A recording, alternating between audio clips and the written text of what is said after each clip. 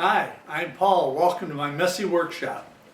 Today I'm going to build this box, and it has a lid, nice tight fitting lid. It's made out of just 1/4-inch plywood like the handy panels you can get at the big box store, or just plain old Luan plywood or whatever 1/4-inch material you want to make it out of. And, stick around and I'll show you how I made it. First of all, we need to rip down a piece of wood.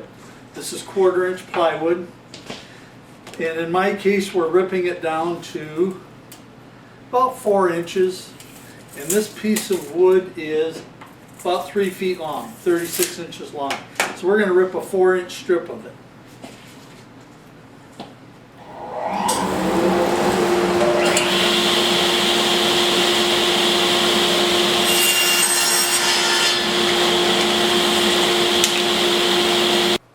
What I'm doing right now is I have a 1/4-inch bit in my router, and I want to set that bit so that it just cuts halfway through my plywood.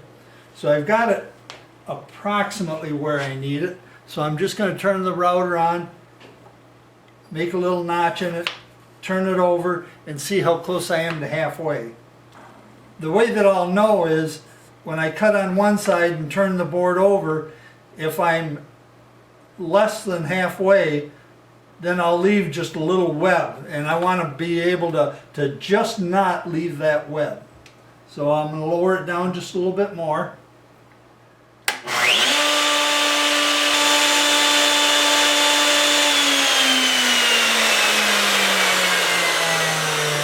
I think that's about as close as I'm going to get it for right now. So let me adjust my fence and I'll be right back. Alright, I've got my fence adjusted. It's adjusted 1 inch from the inside of the bit. So that means when I run my board across, it's going to leave a groove 1 inch from the edge. And what that's for, that's so we can make the top after we're all done.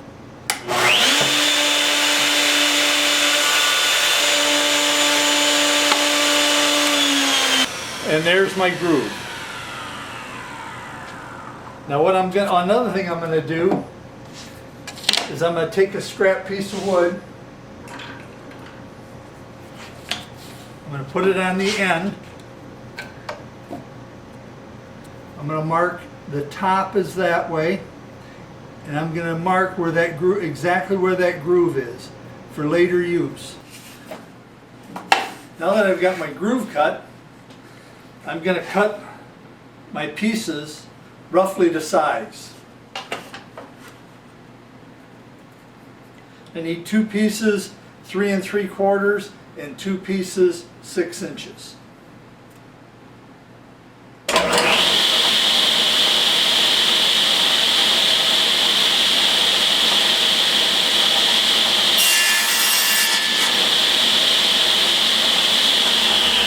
I set my table saw blade to 45 degrees.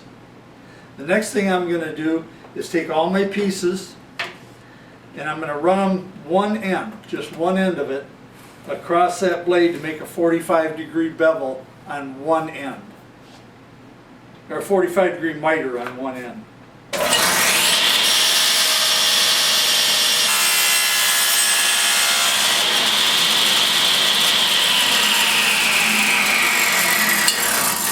Now what I'm going to do is set up a stop block for my short pieces. Then I'll change my stop block for my long pieces, and I'll cut the miter on the other end so that the 2 long sides and the 2 short sides are exactly the same. The next step is to glue our box up. The way I'm going to do that is I've laid out a couple pieces of painter's tape, sticky side up, and I'll take the pieces and one at a time I'll position them on the painter's tape, and I'll be careful to line them up so the miters all line up well. There, they're all lined up and all the miters line up. Now while I was off camera, when I was cutting my other ends of my miters, what I did is I cut a top and a bottom. And after I glue up this, I'll put the bottom and the top on. The top I marked with a piece of painter's tape. Now that's real important because we need to know which is the top. This surface here is the top. This will be the top of the box. This will be the bottom of the box. So the one with the painter's tape on is the top. So right now we'll glue up our miters.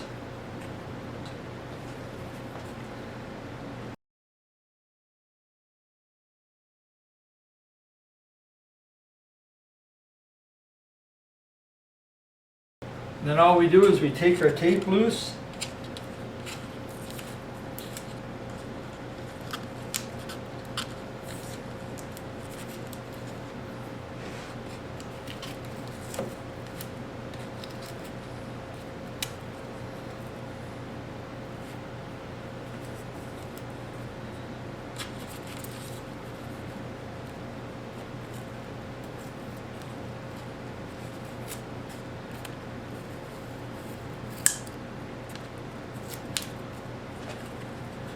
Bring all the miters together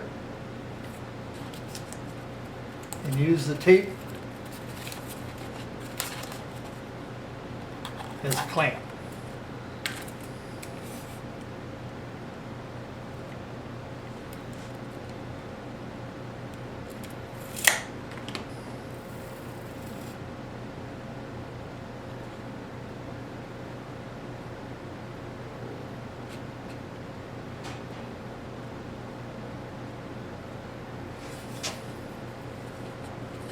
Make sure I've got my top. The top is oversized, we'll trim it later. Now we'll put the bottom on.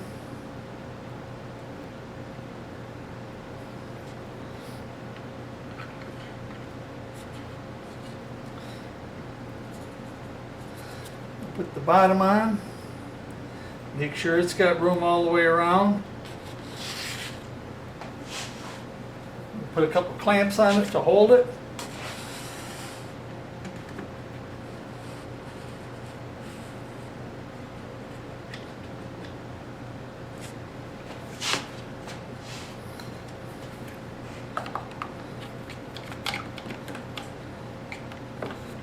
And we'll let it dry. Well, now that the box is all dry, the glue's all dry, I need to trim the excess off of the top and bottom. And I've got a round over bit in my router. And the only reason I decided to use a round over bit is I decided I'd like just a little bit more than just a straight edge there. Usually I just use a pattern cutting bit and cut it off, but I decided to try this and just see if it works any better. So we'll plug in the router, turn on the dust collection.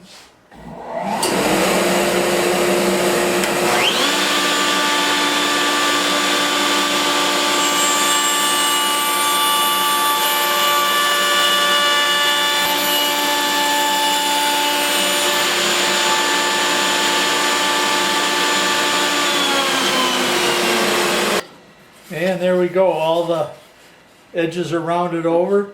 Now I'll change bits in the router and we'll cut the lid off. And I'll be back as soon as I get the bits changed. I have the bit in the router ready to cut the lid off. Again, I've raised it up to where it's just barely over half the thickness of the wood, just a minute amount. Now, when we made the groove on the inside, there wasn't a lid on the top. So I had to make up the difference for the thickness of the lid. Then I took my piece that I marked where I made the groove on the inside of the box, and I lined it up so that I'm cutting just below where that groove is, just ever so much below where that groove is. So I've got my router bit all set, the height is right, the distance from the fence is right, so let's cut the lid off. And I got to make sure that I cut from the top against the fence.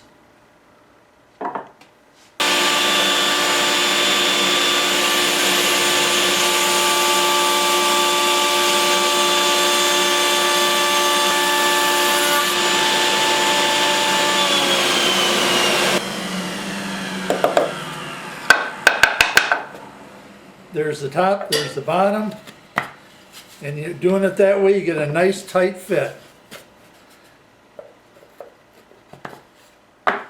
So there's the box with the lid. Well, thanks for sticking around.